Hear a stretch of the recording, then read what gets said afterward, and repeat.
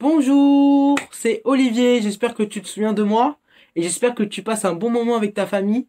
On va voir une vidéo qui parle de la Pâque parce que Dieu, il a aimé le monde qu'il a envoyé Jésus-Christ pour que nous soyons pardonnés.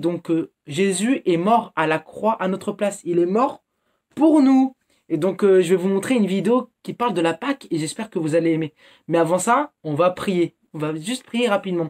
Donc tu fais ça de l'endroit où tu es, tu fermes tes yeux comme ça et on prie. Allez.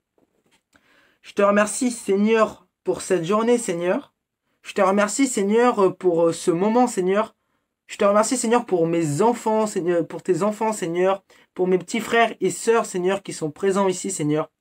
Je te prie, Seigneur, pour que tu les bénis, Seigneur, et que vraiment, Seigneur, tu leur fasses grandir, Seigneur, selon ta volonté.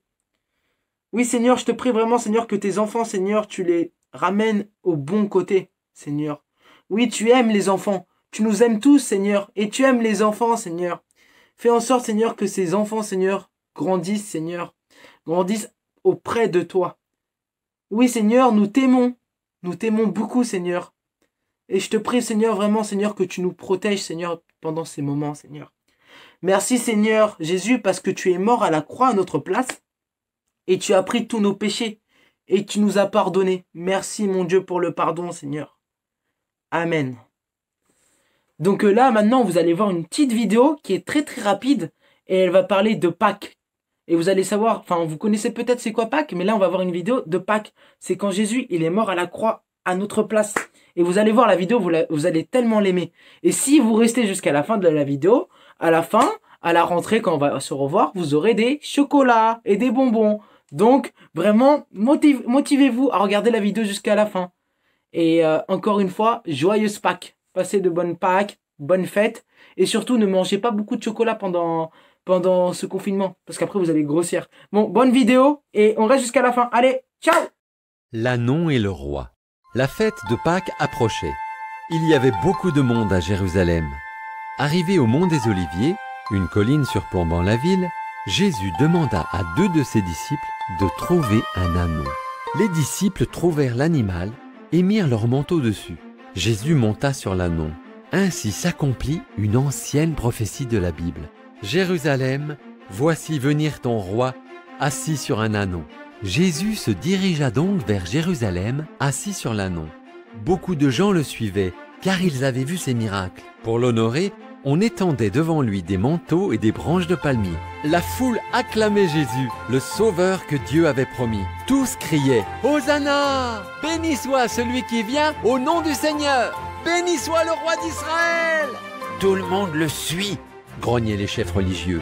Jésus, dis à ces gens d'arrêter de crier. Mais Jésus leur répondit « S'ils se taisent, ce sont les pierres qui vont crier. » Tout est accompli.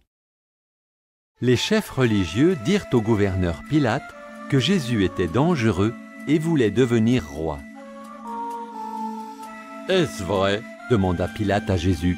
« Je suis roi, » lui répondit Jésus, « mais pas de ce monde. »« Jésus est innocent, » dit Pilate. « Il n'y a aucune raison de le condamner. Je vais donc le relâcher. » Mais la foule criait « À mort! Crucifie-le » Alors Pilate ordonna à ses soldats de fouetter Jésus.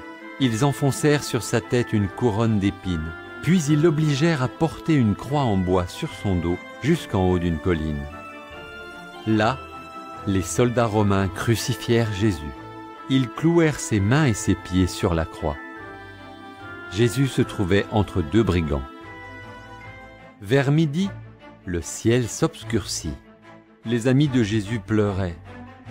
Les chefs religieux, eux, se moquaient. « Tu as sauvé d'autres personnes, sauve-toi toi-même » Jésus pria. « Père, pardonne-leur. » Au moment de mourir, Jésus dit « Tout est accompli. » C'est ainsi qu'il acheva ce qu'il était venu faire par amour pour nous. Joseph, l'un des disciples, mit le corps de Jésus dans un tombeau neuf. On roula une grosse pierre devant l'entrée. Un long et triste vendredi prenait fin. Un dimanche de fête. Le dimanche matin, des femmes apportaient du parfum pour le corps de Jésus. Comme une grosse pierre fermait l'entrée du tombeau, elles se demandaient comment faire pour la déplacer. Mais quand elles arrivèrent, la pierre était déjà roulée et le corps de Jésus avait disparu. Des anges dirent aux femmes, « Jésus est vivant! Allez l'annoncer à ses disciples. » Les femmes annoncèrent la nouvelle aux disciples. Pierre et Jean coururent au tombeau pour vérifier.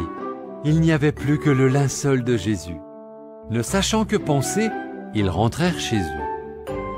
Le soir, les disciples étaient réunis pour parler de ce qui s'était passé.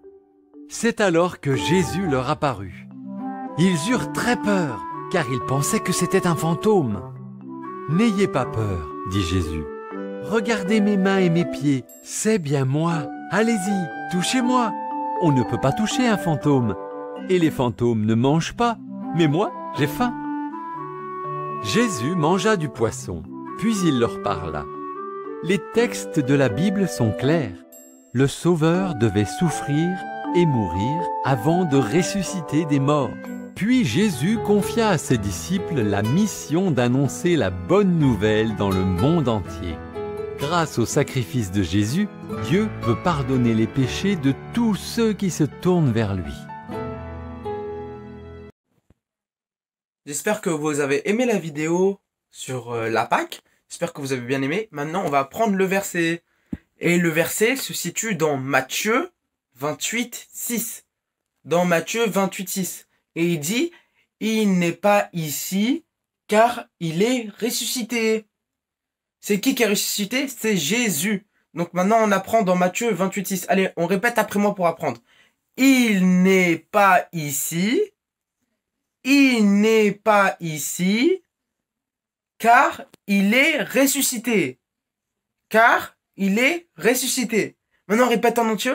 « Il n'est pas ici, car il est ressuscité. » Allez, encore une dernière fois, après c'est fini.